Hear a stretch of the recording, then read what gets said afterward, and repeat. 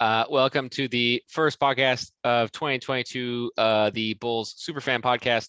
Nope. We're rallying, baby, leading the Eastern Conference. Nope. Got Don't do this. We already did this bit. Just keep it moving. I, though, sharing the lovely run 2 weeks in a row, back-to-back wins. Not in last.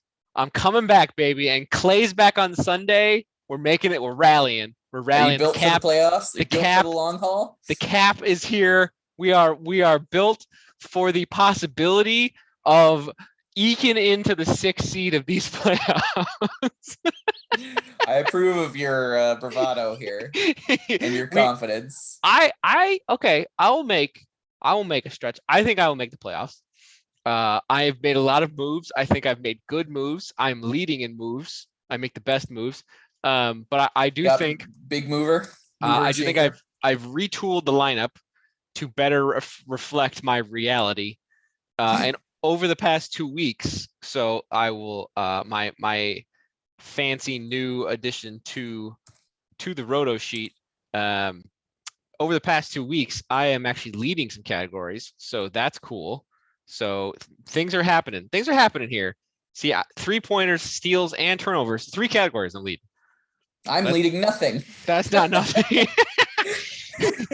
You are close in big man stats. I'm getting close to the point where I want to be, where I am in the top 4 of a lot of things. Yeah, you're in 3s and 4s for this middle bucket of stuff. For whatever here. reason, I have missed so many games the last couple weeks that it just kind of hosed me. Especially last week. I missed 10 or 15 games last week, and it just totally hosed me. Does not help.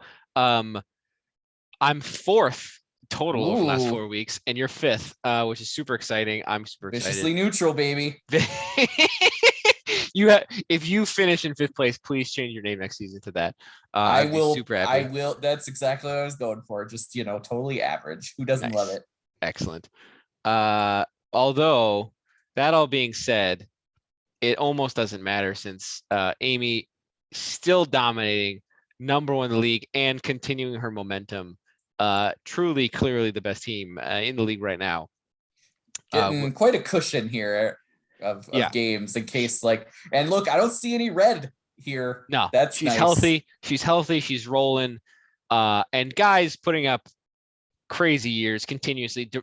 Bulls fans will know DeMar DeRozan having almost a career year. Is nuts. I mean, almost, yes. This is the best year he's ever had, and it's not even remotely close. Really? I have not done the deep dive, but is that in fact true? Yes. 27, 5 and 5. He is as a watcher of many Bulls games. People. I'm gonna go on a high horse here. No, people go 20 minutes on DeRozan. There are a lot of takes. There were a lot of hot takes about that trade, and I probably had a half hot take about it, about how shitty that trade was. Hey, I was for it, if you recall. You were for it, but because I kind of wanted him on the Blazers. They're all wrong. They're all wrong because he's everyone was wrong about them. I listen to a lot of NBA pods, and the most generous person I heard was Zach Lowe, who said they would maybe be around a 6th seed. That was the most generous I heard. Almost everyone was like, they're going to make the playoffs, and then everyone will get fired. Which I definitely thought they would be a legit team, 6th seed. I thought they'd be top 4. I believe I was quoted on this podcast last season, or maybe in our chat early on that was my pick. Certainly they are overperforming most. I think this was in week 2 or 3 though. Yes, when they were already doing stuff. Yes, that's fair. Otherwise, definitely some cushion. She's basically locked into the playoffs already. One move with one move. My trade to give her Capella, which probably sealed the deal for the league, depending if everybody stays healthy with everybody else. Yeah, if you want to tell your Bulls that they should go give away Vooch to the Warriors for free, that would be essentially the equivalent. It was not. No. Excuse you. If I turn my trade around and make the playoffs from dead last, this is true. Worthwhile. Whether or not it was the trade that did it, at least it's scoreboard kind of thing. Exactly. Thank you for understanding. I have firmly established myself as the Josh Giddey of our league. with the weirdest possible record. Yes. And after I lose this week, I'm going to be 4-4-4. So viciously neutral. It's like your total getification is just fantastic. You need a jersey. Maybe I might need I can never in a million years wear an Oklahoma City jersey. Oh, fair, fine. Can they let's get him traded to somebody cool, and then I will wear his jersey 100%. As soon as the minute he's traded, you're getting a jersey. I'm taking unless it's the Lakers. That's the only exception. Those two. Wait, no OKC, no Lakers. I would do anything else. Are you? Can I just confirm this? So let's no see. OKC, no Lakers. Knicks. You take the Knicks? Oh yeah, Knicks are fine. I like the Knicks. Nuggets. Warriors is maybe the only other one I would have trouble with. Although I kind of have grown to respect them as like their old man warriors who are just like trying to pull it together, put the band back together for another go. Yeah, these Warriors are 100% likable, and there's really nothing bad about them, and it's hard to not just be excited. The thing that I always disliked about them, and what I always dislike about like really dynastic teams, like the Bulls in the 90s, is like they're just so good that they're inevitable. They're like Thanos. Like there's nothing you can do. They're more powerful than you. It's like when you're watching a superhero thing and there's a guy who just has all the powers and it's obviously impossible to defeat because he has like cartoonishly dumb powers that no one could ever stop. Fair. And that's what the Warriors were like especially in the Durant years. Oh yeah. Like no one will ever beat these people because they have everybody and somehow continue to afford more. And they only lost because of like flukes. Injuries. Yeah, like that those were. I don't think there's even the Bulls, even the 90s Bulls, I don't think had quite that air of inevitability as the Durant Warriors. Like that team was so otherworldly. Though they weren't together for very long. The Bulls had inevitability over a whole decade. Yes, but they also like were pushed in multiple of those series by very good teams. So like, I think in retrospect they never had a game 7. I thought against the Jazz they did. Did they have a game 7 against the Jazz? Jazz? And the first win I thought went to 7 as well against didn't the Sonics go to 7? No. Or the Suns? No, neither of those? I don't think so. We'll have to table that. I thought like the famous Jordan like sit there with his hand up for 5 seconds shot was a game 7 in Utah. Let's see. Keep talking. I'm looking it up. All right. While you're looking that up, quick review of the big players. Not too much movement.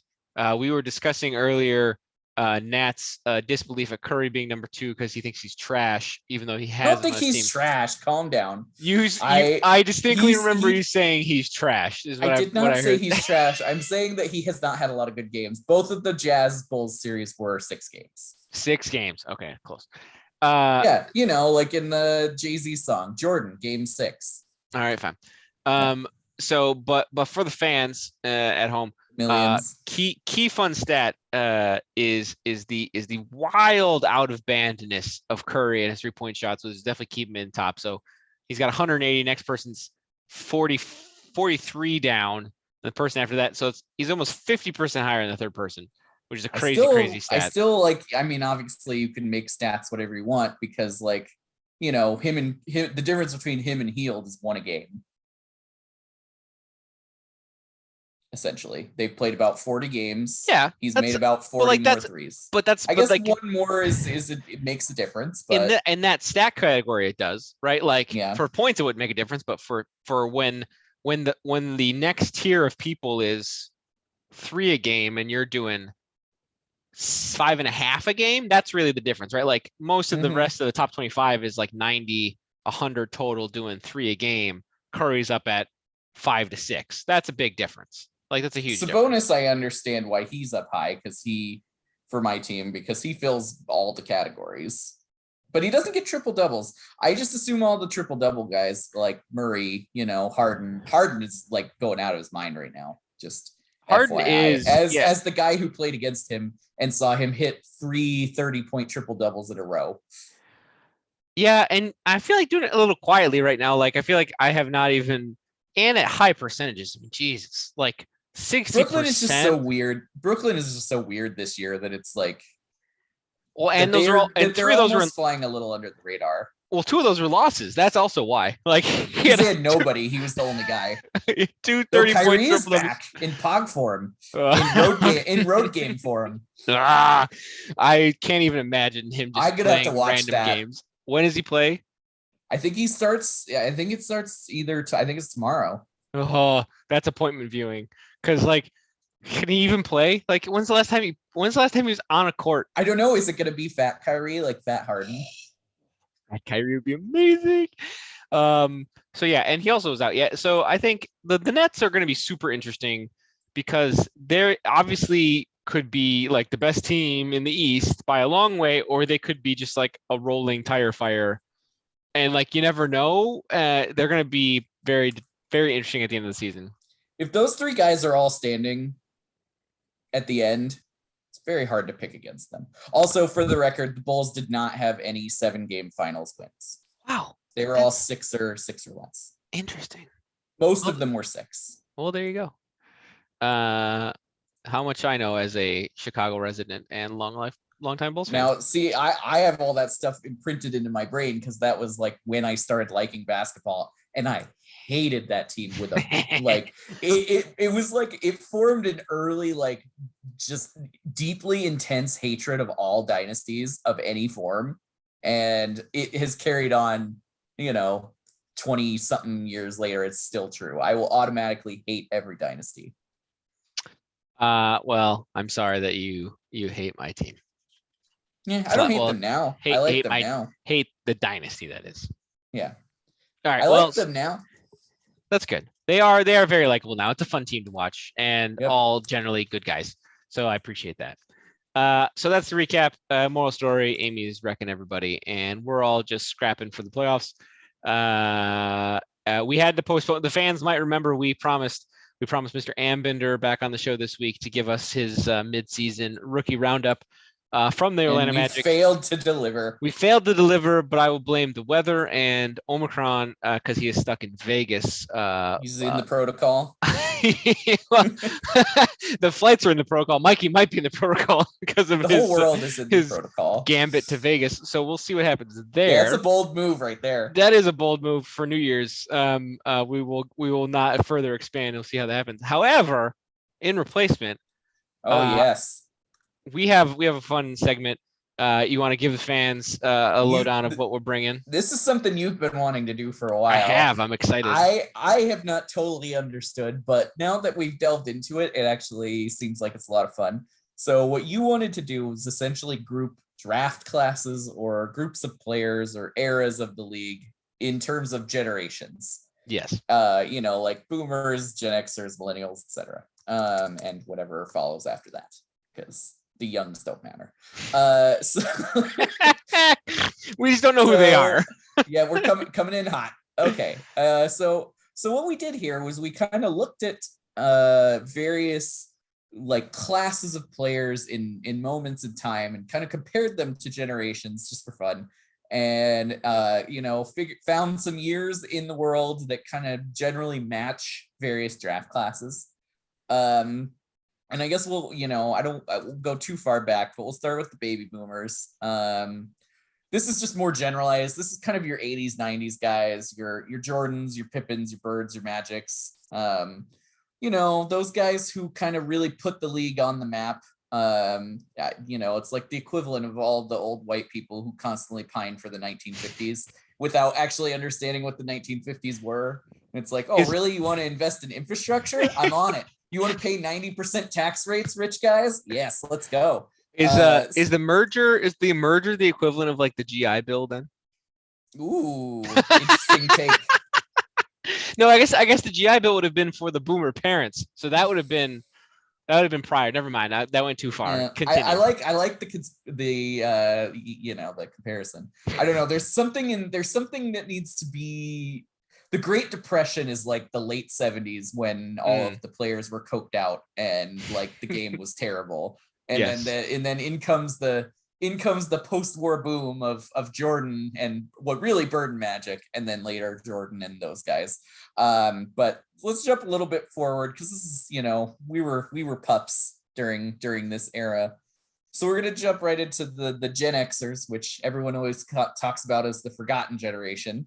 However, they kind of run shit right now in a lot of ways. Like a lot of the people you think of as your foremost luminaries in the world are Xers at the moment. So I guess in terms of basketball, I was thinking of these as like just some incredible all-time level players who kind of got lost in a sea of bad draft classes and guys who burnt out.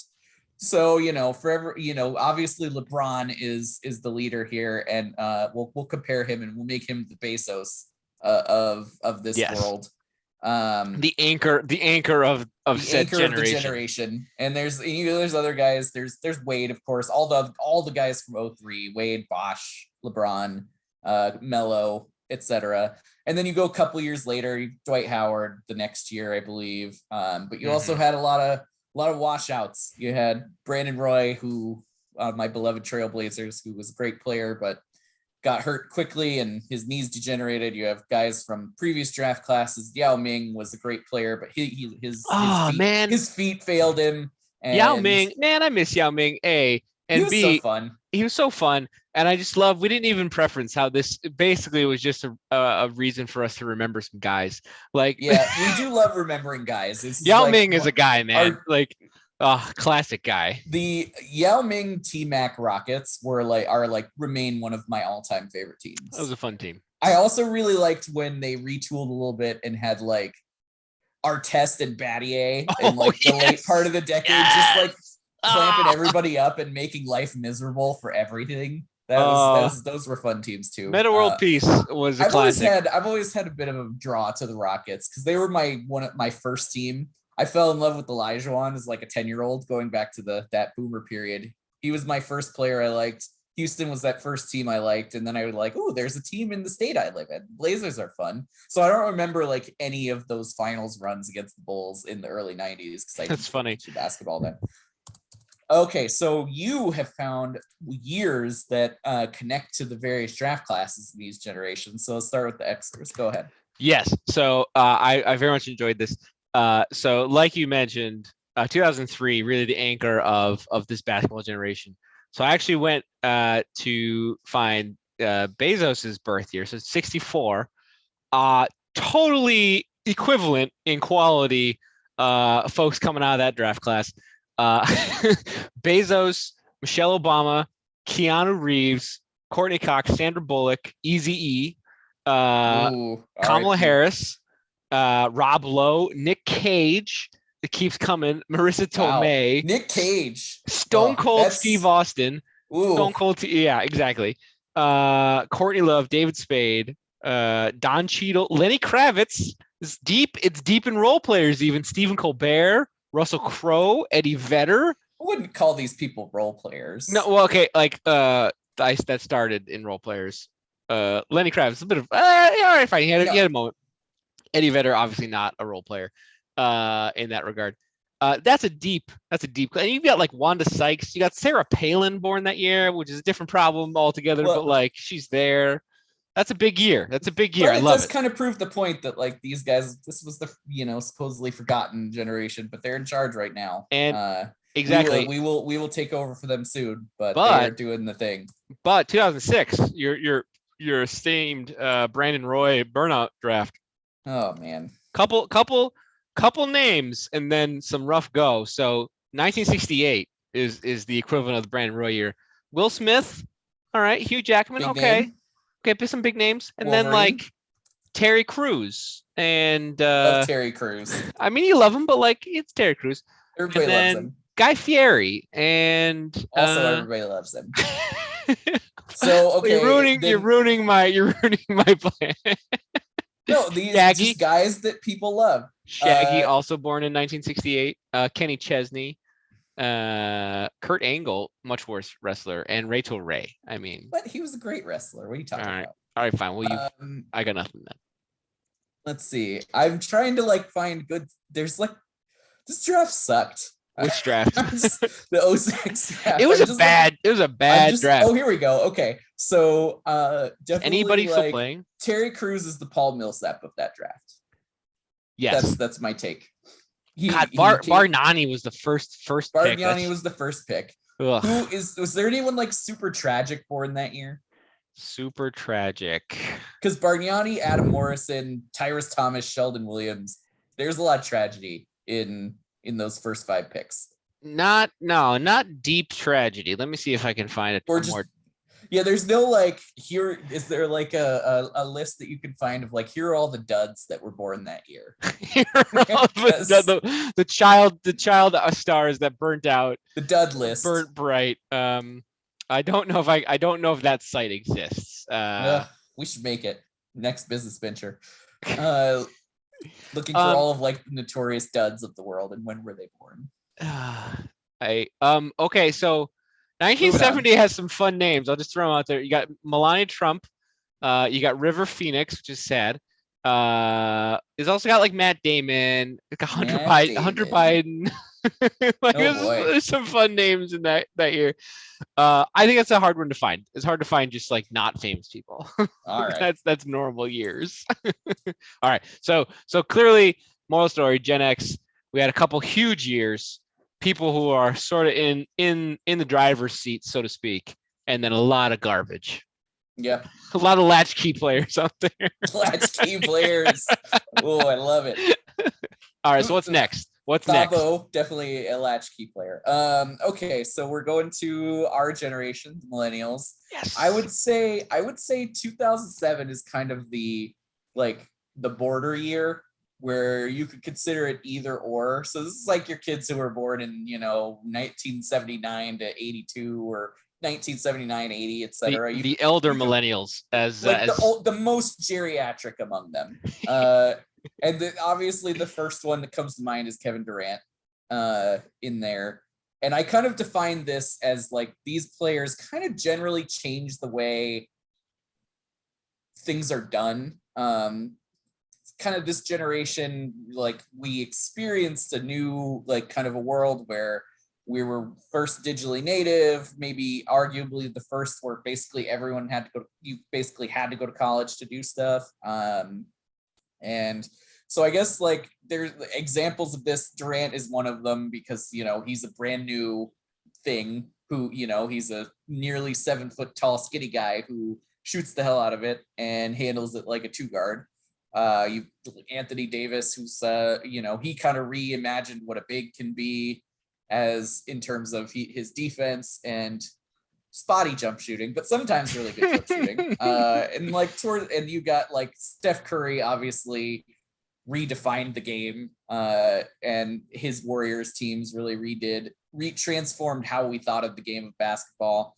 Westbrook is also in there. Westbrook's in there. He's 08. Yeah, he's definitely like the millennial that everyone loves to complain about. Like yes. His turnovers are like a kid living in his mom's basement, I think. I think that's the equivalent. Love it. Absolutely love it. And the other millennial lightning rod is definitely Harden. Yes. He's got the millennial lightning rod status. To me, it's a little bit of an imperfect comparison because it kind of seems like, these people kind of changed the game. And for the millennial generation, it was kind of more like the game changed around us, if that makes sense. I think both though. I think it's fair because also a lot of guys in this time frame did change over time and adapted to the change in the game, like pretty substantially, I would say. So you got a guy like I had some good guys and now I lost them. Derrick Rose, love him or hate him, changed a lot, through Kevin Love. I think, very much changed throughout the years.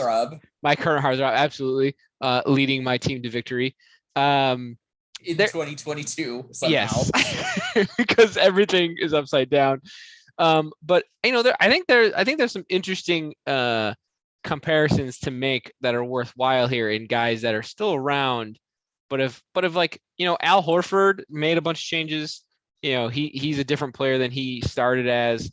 Who are some other guys that I had picked out and now I've lost them, which makes me sad. but they were there. We'll Maybe it was reinforce later. this at the end, but like what you can Yes. see throughout this is like there's an ongoing progress of how Yes. the game is played.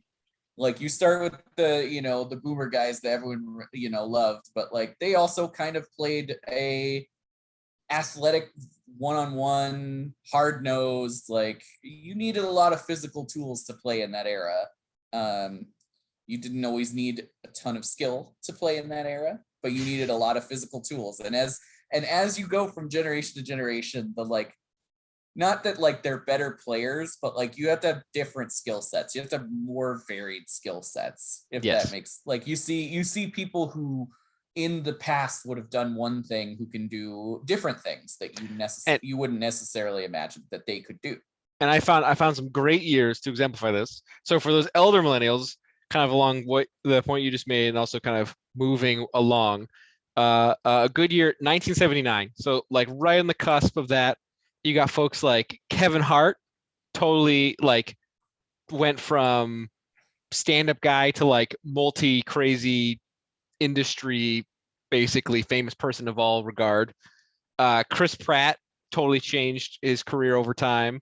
Another John Krasinski's in there, Jason Momoa, Heath Ledger, What's also R.I.P. good about this is that a lot of these people are hated by a lot of people, which Yes, which tracks well for the millennial generation. Kourtney 'cause we're hated Kardashian. by a lot of people. Oh Kourtney yeah, that's pretty. Kardashian, Yeah, Adam you gotta Levine, have a lot of reality stars in there because that's pretty like of our time. Tiffany Haddish is in here. Yeah, totally. That's totally. I love that take. A lot of folks with very strong opinions on these folks either way. Yeah. Yes, there's no room for error here. Also the last one in 79 o'clock, Mindy Kaling, who we obviously adore. So that's sort of the elder, and then 2009. So what year was that? So that was I attached it to 1979 to like 2007. So like the elder folks. So then, that's the Durant draft. Yes. Okay. And then so for let's say more like a 2009. So that's like Harden, Curry, DeRozan, really like the legends coming out for this particular basketball generation. I went with 81. Clear standouts here: Beyonce, Queen Bee coming out, being born. Chris Evans, Britney Spears, Justin Timberlake, Meghan Markle, fun. Paris Hilton, also fun. Alicia Keys, Pitbull, Natalie Portman. I mean, Serena Williams, like Rami Malek, like it just keeps going for the 1981 year here. So I think that's a clear overlap. And then you also have Ivanka Trump. So like, it balances out. Yeah, that's your Hashim. That's your Hashim the Beat. Yes. That's Hashim the Beat. Yes, exactly. That's your dud, or your Johnny Flynn. Yeah. So going to comparing it to the draft class. So you got Blake, was the number one pick. He got hurt, so he didn't really play. But and then you got Harden at 3, Tyreek Evans at 4, who was a guy. Rubio, who until last week was friggin' killing it this year. Johnny Flynn, Curry, of course. Curry, of course, passed on twice by Minnesota, which is unbelievable.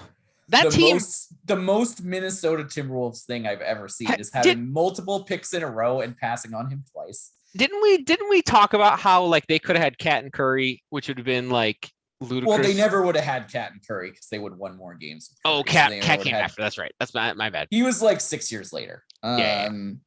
And so then you got other guys who were good there. You got DeRozan, of course, your favorite. Let's see. Some guys who didn't last super long, but were entertaining, like Tyler Hansbrough and Gerald Henderson. But then you got like Giroux in there. James Johnson's still a guy. Ty Lawson. I always liked Ty Lawson. Darren Collison was one of my favorite. Jeff Teague had a good year. Jeff Teague had a good career. Darren Collison's one of my favorite college players ever. He was a beast at UCLA. Taj, former Bull, honorary forever Bull. Oh yeah, he will eat free in Chicago for his entire life, for sure. For all the Husky fans out there, John Brockman, who is hilarious just as a person in general. And then you have Beverly late, and you have then Patty Griffin's. Taylor Griffin, Blake's brother at number 48. Nice.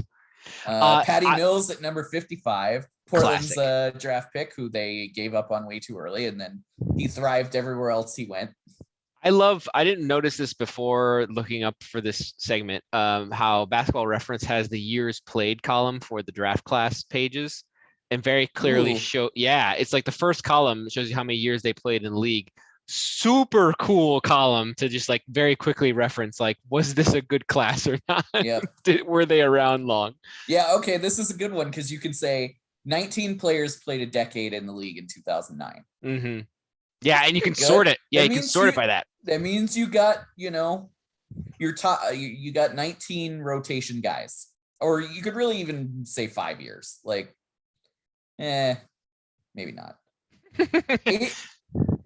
Eight to 9 years seems to be the cutoff of like this person was generally good at basketball. Yeah, and like didn't NBA burn out. Yeah.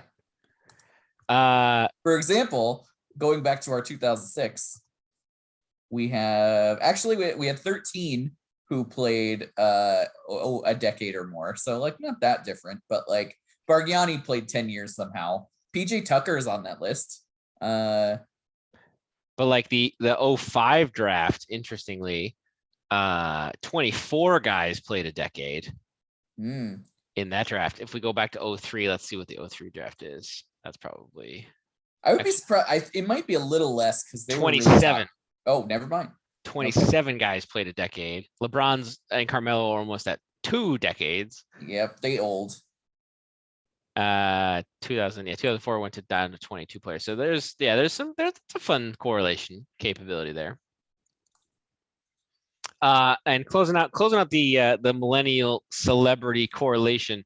So so when does the millennial generation end? So we talk about the elders. I put their end at 2015, which was the Towns draft, basically. 2015. Who else? I can look that up. You go with your names. All right. I will do that. I know you prepared your names for this. Fun. Just looking up quickly. 22 people are still in the league. Played 7 years, so that's looking up for them. Yep. Towns, Russell. Interesting. I didn't realize they were 1 and 2. So now T-Wolves have 1 and 2 in that draft. Crap Snaps, of course. Cauley Stein, who's solid. You've got Kaminsky, who you remember Kaminsky when there was that alleged idea that the Heat were trying to trade a bunch of picks to Charlotte, and Charlotte said no and took Kaminsky instead. Yeah, I remember people thinking he was good. Devin Booker is in there. Bobby Portis at 22, picked by the Bulls. Larry Nance Jr., Looney, Trez in the second round, Hernan Gomez in the second round. That's pretty. Rashawn Holmes in the second round. Josh Richardson and Pat Connaughton. This is a good second round. Norm Powell. Norm. Yeah, good second round there. That is a deep round. Yeah. So the second round I feel like has gotten better over the years as like basketball players have just gotten, there's more better players. There's more of them. Yeah. I mean, like there's a real second league that could exist if we cared in this country very easily of like solidly good basketball entertainment. As you can see, like this season when people go out with protocols and like rando scrubs go for 40. And it's not like it's rando scrub versus random scrubs, like random scrubs from like versus like 50% teams. Like they're getting guarded by real guys out there. And like putting those numbers up. All right, give me your elder millennial year. No, my non-elder, my young millennials. All right, so this is like you're young millennial. My bad. The tail end of the millennial generation. So basically, our peers for the fans out there. Clear winner here, clear anchor and true anchor of the millennial generation, functionally, for all intents and purposes. So actually, did I have 2 here? Sorry, I'm like now I have 2. Oh no, you've lost it. No, yeah, I know I'm right. 1989. So 1989, solid heart of current millennial famedom. T Swift, clear famous person. I knew that because of her album name. Hey, look at that. Also, to your point, a few newcomers in terms of famousness. So PewDiePie, which I hate, but like he's important person. If we want to hate on millennials, PewDiePie, you can't call PewDiePie a millennial though person, can you? Yeah. What do you mean I can't? He's 32. Oh, good Lord. Yeah, That's he's old. disappointing. He was like that's why he was like the first real cusp of like famous streamer people. Like he kind of created one of those basically archetypes. So I Okay, mean, so he's hardened then. yes. Yeah. I think that's perfect. You hate him, but like And he did a thing. he warped the world around him for better or worse. 100%. Like Yep. that's like Okay. exactly what it was. He's hardened. Got You also have Chris Brown, Womp, it.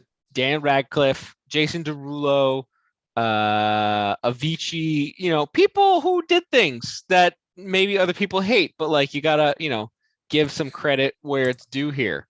I'm getting more of a 2013 vibe from that group, honestly. 2013. What was 2013?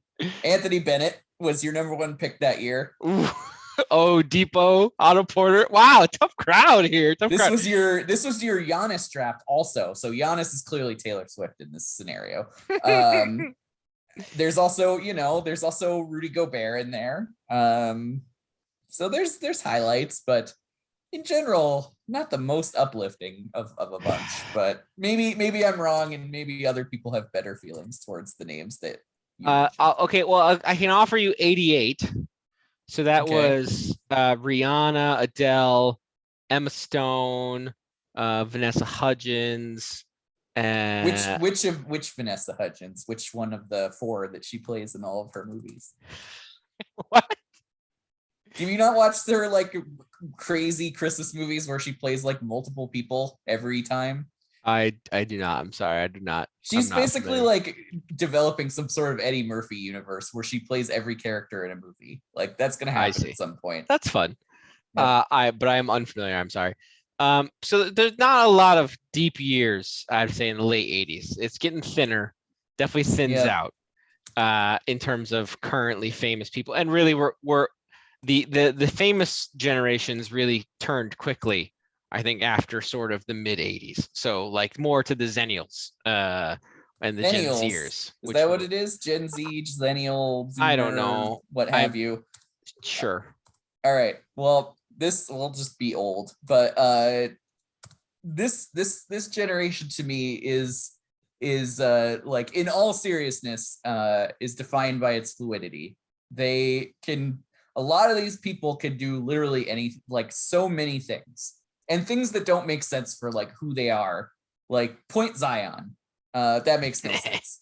I mean, he may not last long because his, big guys and feet injuries, they don't mix. I put Jokic in there, Luka Doncic. You're getting more of a global feel here as the internet continues to democratize society or ruin it, depending on where you stand. Another example is like small guards who can randomly play big, like Lonzo, who plays power forward sometimes for your Chicago Bulls. Yes. And to me, it's the ability of large guys to do small guy things and small guys to do large guy things. Even at a small scale, like Michael's Cole Anthony on the Magic, who rebounds the hell out of it. Like that makes no sense. He's a tiny guard and like rebounds everywhere. I think the things that would define this group of players and also apply to this generation is their ability to do things that kind of maybe don't make sense. Like it doesn't make sense to the outside eye, but it has brought them to a level of notoriety at young ages that because they're kind of self-made, self-taught, like, who's out there like farming out big guys who are also point guards and that sort of thing. Like that's a new paradigm. And I think the person I begin this generation with is Ben Simmons. Mm-hmm. As flawed as he may be, and depending on, people love to hate on the young generation, the young socialite who is like makes no sense and is kind of an enigma to everyone, kind of fits with how people are currently acting towards Gen Z and their TikTokiness of the world, which I think leads well into your group of people who are relevant. It's like it's meant to be. I love also the international component you highlight. Simmons, Luka, A couple of the other new folks. Yeah, the foreign guy is not like there's like the one foreign guy anymore. It's Yeah, like it's the 10 foreign guys. and they're all different. So 95, Good year overall.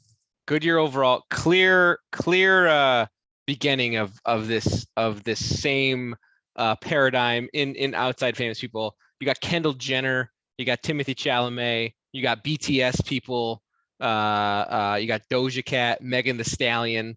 People self-made also a lot of these cases.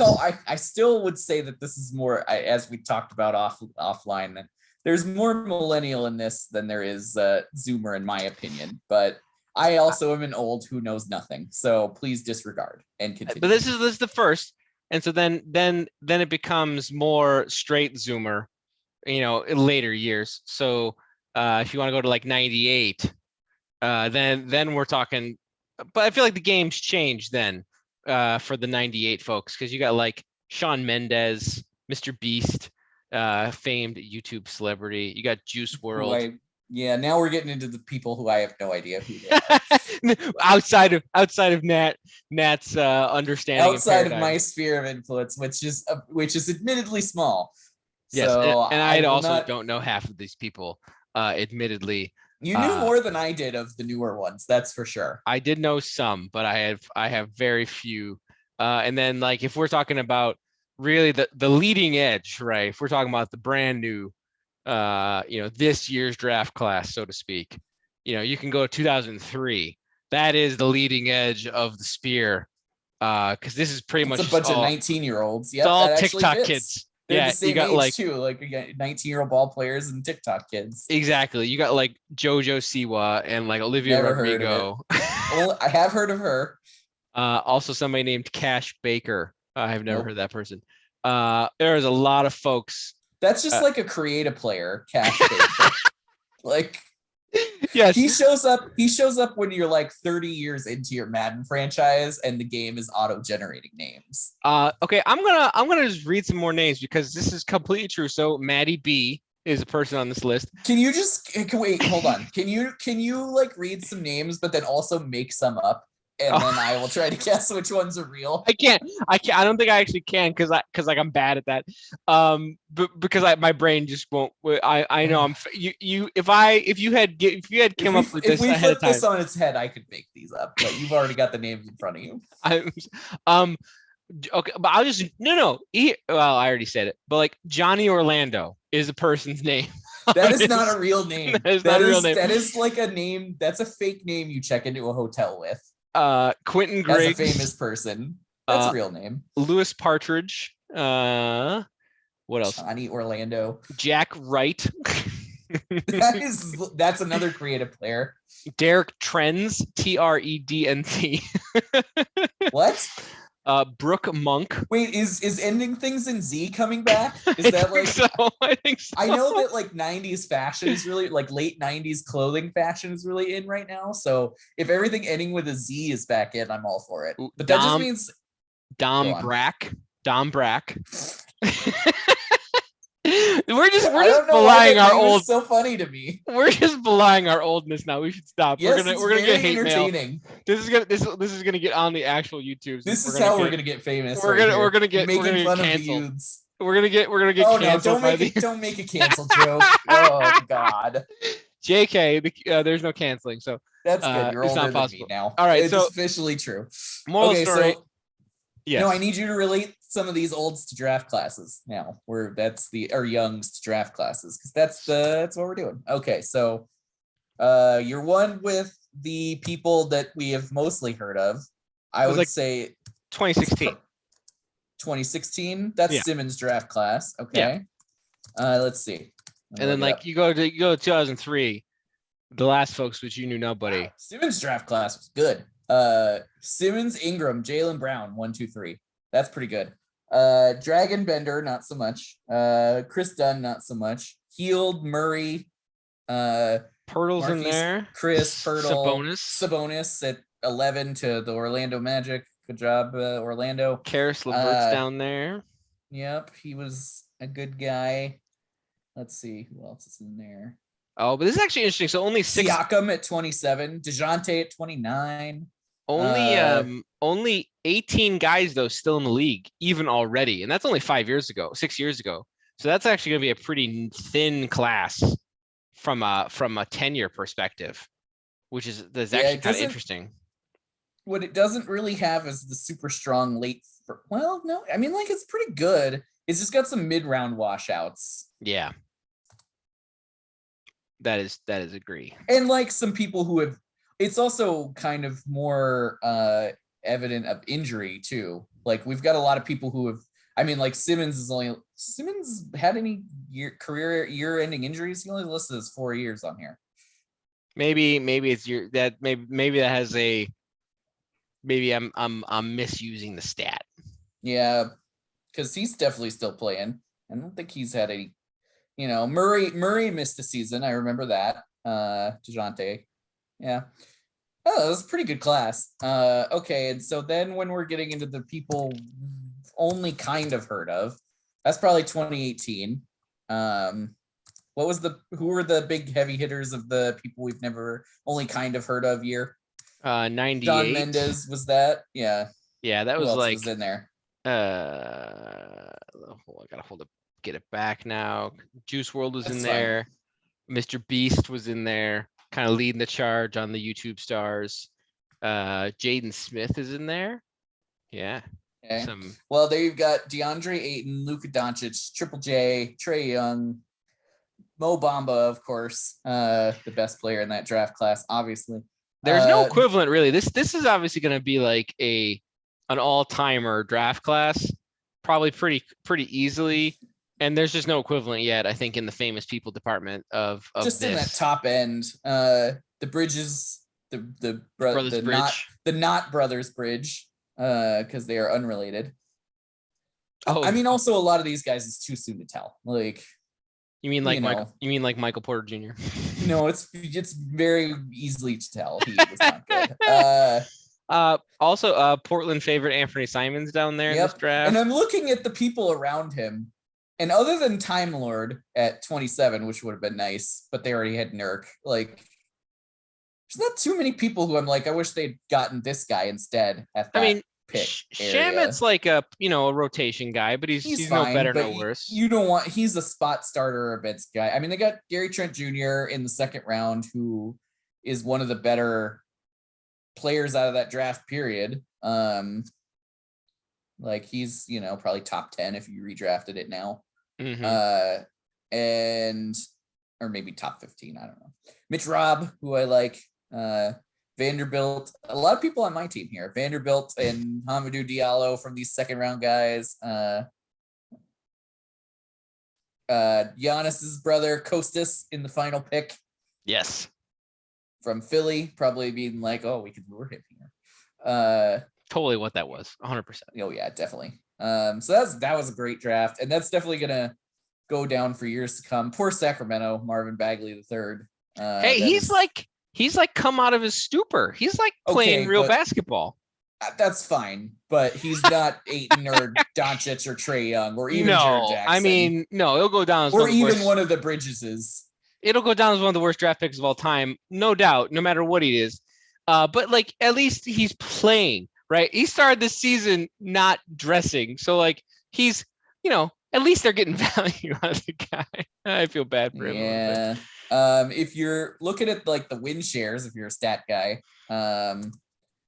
the leader there is of course Doncic, Ayton, Trae, Mitch Robb is fourth. The Mikal Bridges is up there. Gilgeous Alexander, he has a really good draft. Time Lord, Jalen Brunson, other Bridges. It's fun. Total win share, but win share per 48 minutes. Time Lord, number one. That makes sense because he's always been good in his time, but he doesn't play much. Okay. Or he didn't until this season. Now he plays a ton. But Mitch Robb's in there as a guy who like couldn't really stay on the floor. He gets hurt a lot. But even if you do the 48, it goes. Look, Jared Vanderbilt, number 7 in that one. Interesting. He just does stuff. I don't know. He's like a top 30 player in our ranking too, because he just does stuff. I don't know. Wait, while we're on top of wins here, Let's close this out. So 2019 draft. That's the The Zion Zion Ja. Jaw. Who's got the top win share? Don't look. Who's got the top win share in the 2019 draft? Can I? I don't even remember who else got picked. If you can look at the names but not look at the win share, you can do okay, that. let me see. It's easy to not look at that column. Yeah.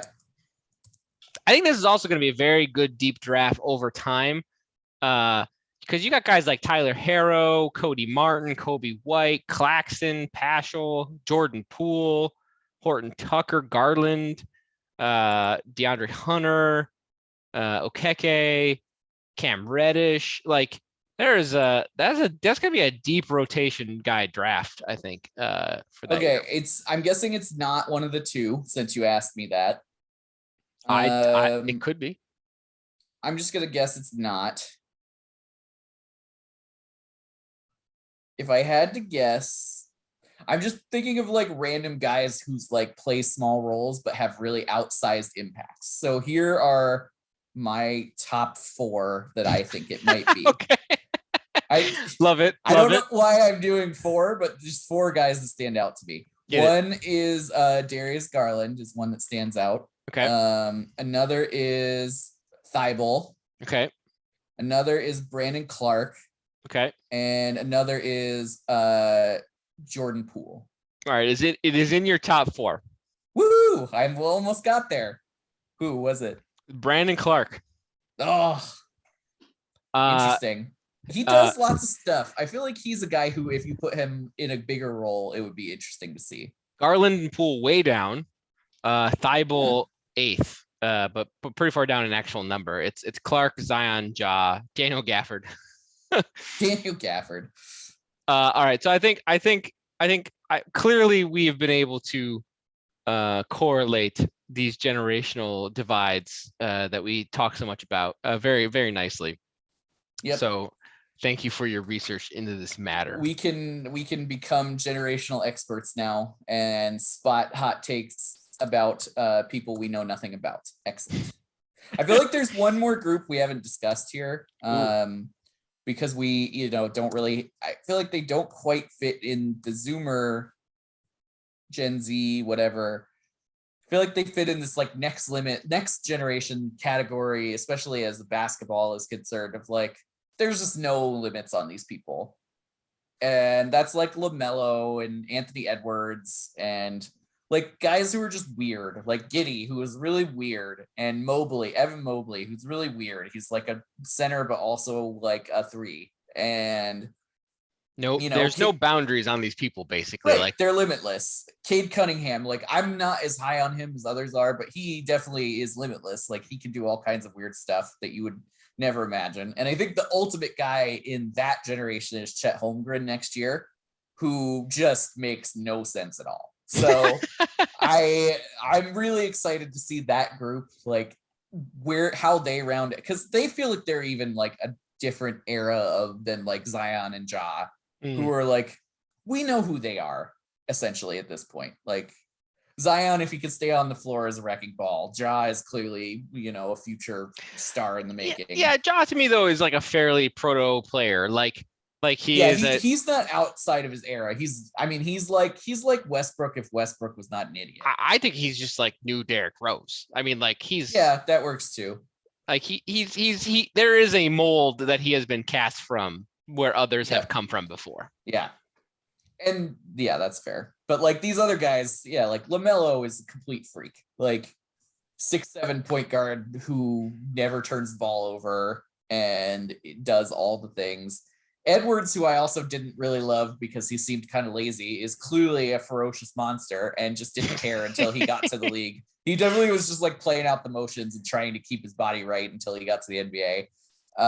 And then, we're looking at a very healthy young generation. Like it's going to be a strong bunch. It'll be interesting to see couple years. It'll be interesting to see too, like more folks coming from like the non-college channels and like clearly knowing that college is irrelevant, which it is for basketball especially. Like I feel like you're going to get more of these guys that are like just obviously young, but like maybe need a year, but then are going to go nuts very quickly after that. I think we're going to see more of those types of players with exactly these skill sets you're calling out, just like a whole total bag of tricks who weren't like limited by old strictures of types of positions anymore and just want to do cool stuff. And like, yeah, and that's just the game now. Everybody Yeah. has to be able to do everything. If you're weak somewhere, it will get exploited. If you can't shoot, it'll get exploited. If you can't guard, it'll get exploited. If you can't handle or pass, like everybody now has to be able to be both like an expert in something, but also a generalist. Like, you know, you need to be able to have 0 points, 10 rebounds, and 10 assists in a game. And then you also need to be able to hit 5 threes the next game, and, you know, et cetera, et cetera. You need to be, you know, Scotty Barnes, who everyone was like, oh yeah, he'll be a great defensive player, but also is clearly, you know, a killer driving, slashing guy who is developing a jump shot too. And then Edwards, who it was a garbage shooter coming out and has gotten much better at that. And all these guys have some weaknesses, but they're children, so that's bound to happen. Yes. But it's the future is bright. And future is bright. I have hope in the youths, and I want to say the same about real life. I have hope in the youths, but hopefully they can save us from all of the shit that we and our past generations have put upon them. I also have hope for the youths, but I won't know what's happening because I'm not on the youth. I don't know what they're doing because I'm not on their media. So like TikToks, I'm not on the TikTok waps and the All right, we're done. We're calling it now. Whip whap is the official sounding point to end this lovely recap of some guys through the years. As always, through the guys. Have a good night. First of 2022. We're looking up.